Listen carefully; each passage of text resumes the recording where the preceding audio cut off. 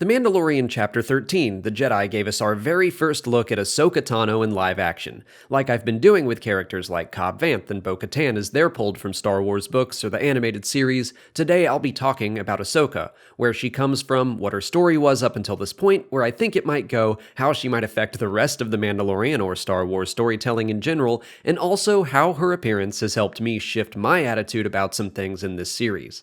With Bo-Katan, I was able to give people a list of episodes to watch in the Clone Wars and Star Wars Rebels. Ahsoka Tano is far more central to the plot of both shows, so I can't really do that this time around.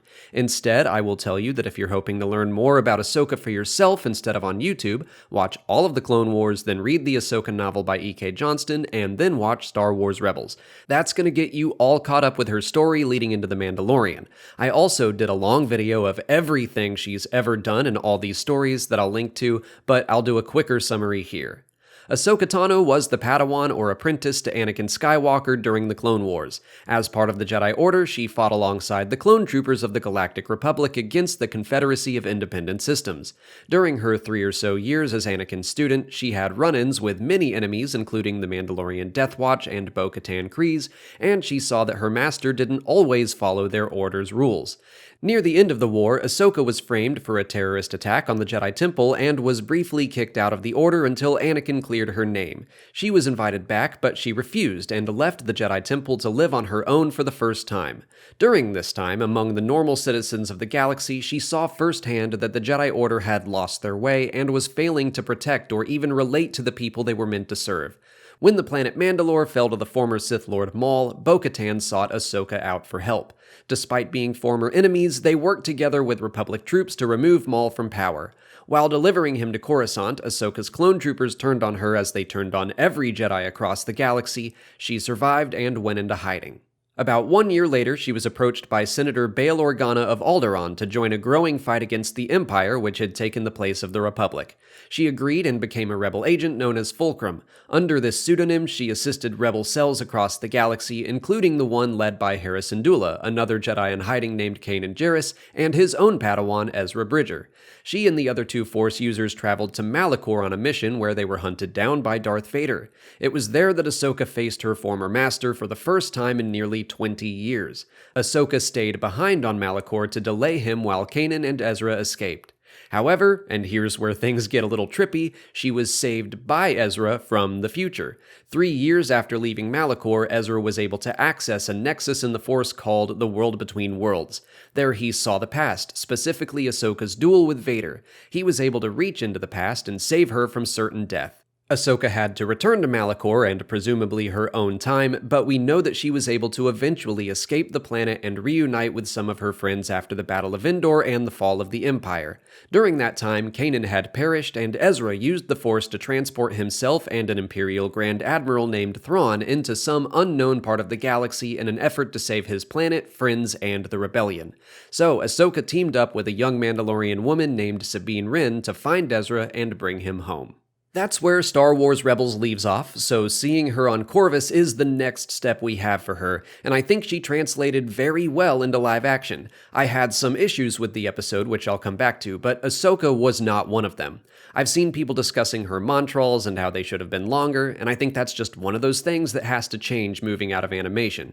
The concept art shows her with longer montrals, and I'm sure they tested a bunch of different looks before settling on the final version, which people have said was chosen for practicality and stunts and fight choreography. I've also seen some people saying Ahsoka felt a little off in her characterization, that she was overly violent, or that her thoughts on attachment seemed out of place. I do agree that her brutality in the opening scene took me by surprise, but none of that really bugged me. It's been a long time since we last saw her, and we have no idea what she's been through. I 100% trust Dave Filoni to continue handling the character he has been handling for over 10 years now. As of right now, we don't know exactly when in the timeline Ahsoka and Sabine went off on their mission. It could have been shortly after Endor, or maybe that happened after Ahsoka's appearance in The Mandalorian. I've been guessing or hoping that by the time of the show, Ezra had been found, but only because I think it's a bummer that he'd be stuck somewhere with Thrawn for nearly 10 years. But with Thrawn's mention in the last episode, I'm not sure. Hunting down Thrawn could be part of hunting down and saving Ezra, or maybe they already found and saved him but Thrawn escaped. There are still plenty of possibilities here. There are also plenty of different ways these new story threads could be explored. I surprised and upset some people with my review for Chapter 13 last week because I had a lot of concerns with how The Mandalorian would be moving forward. After having the weekend to reflect, I do think I jumped the gun on quite a bit. Basically, I didn't want Ahsoka and Thrawn's storyline to come in and take over what I see as the emotional core of the series, Din and Grogu, but there was really no reason for me to believe that would be the case.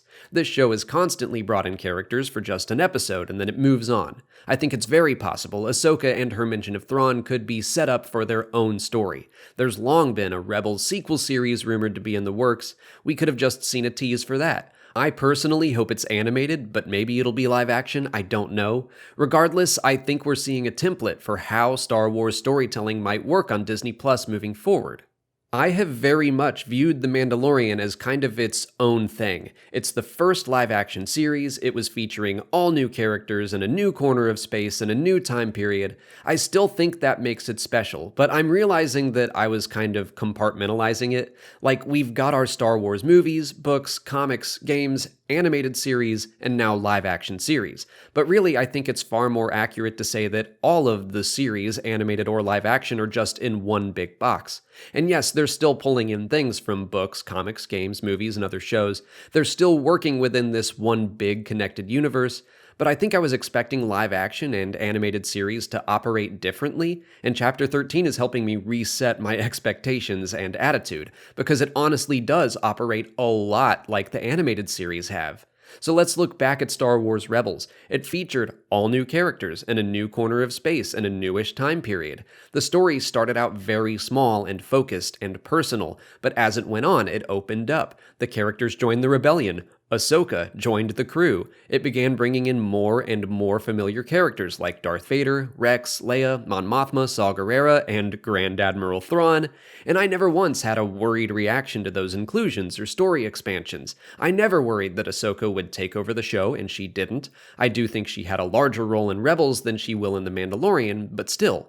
My point is, The Mandalorian is basically following the MO of a series that I really love, telling its own story while occasionally intersecting with the larger galaxy. There is nothing at all wrong with that, and I'll shout out Major Zuma, who commented on my review last week and said they think I'm setting myself up for disappointment, repeating in Q&As over and over that I don't want The Mandalorian to be overly connected with the larger universe, and I think they're absolutely right. I was getting very attached to this idea that The Mandalorian should be very focused on the story at hand. And my reasoning for that is basically a response to the sequel trilogy. I think the more we lean on characters that we've known for a long time, the more cans of worms it opens up. So yeah, watching Chapter 13 the first time, I was afraid we were leaning too far in that direction. But most of my reservations were about something that hasn't even happened yet, something that might not happen at all. It's interesting that an episode about fear and attachment caused that reaction in me, but it's also helping me take a step back and tell myself to calm down, because there's nothing to say that it can't be done and done well. Rebels did it well. The Mandalorian has been doing it well too. I mean, the Cobb Vanth and Bo-Katan episodes are some of my favorites of the series. I've told a few people that I think this is a case where the weekly release model, which I'm very glad The Mandalorian has adopted, can work against someone like me. If I were binging through this season, I bet all of my initial worries would be immediately proven to be unfounded. There's no reason to think that the next episode won't be an adventure of the week type thing again, or will focus back on Moff Gideon and whatever he's up to. I didn't initially love chapters 4, 5, or 6 in season 1, but the farther away from them we get, the more I'm able to see how they fit into the big picture of the story, and I still enjoy them on rewatches. And my first impression of chapter 13 was way better than those three.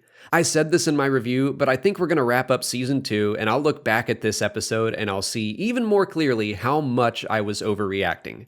So, when it comes to Ahsoka, I see her inclusion as important to The Mandalorian because of more personal reasons. The Jedi is helping me see the series more for what it really is instead of what I wanted it to be. Moving forward, I still don't want her to be a huge part of the show, and I don't think she will be. The same with Grand Admiral Thrawn, not because I don't think they could work within The Mandalorian, but because I think that story is big enough to be told on its own. And if we had one or two series going on at this time period with the occasional crossover event, I do think that would be pretty awesome. But that's it for today. A bit more personal than normal, talking through some of my own feelings, but I hope you enjoyed that, and I hope I clarified some of the things that I said back on Friday. And honestly, thank you to everyone that was kind enough to respectfully share their thoughts and feelings surrounding my review. I had a lot of good and fun conversations with people pretty much all day Friday. Let me know what you think of Ahsoka and what she could mean for the future of Star Wars television and storytelling in the comments. If you haven't already, please like this video, subscribe to the channel to keep up with all of our Mandalorian coverage, follow us on Twitch, Twitter, Instagram, and Facebook, and consider checking out our Patreon page where we're releasing audio commentaries for each Mandalorian episode. As always, thanks for watching, and may the Force be with you.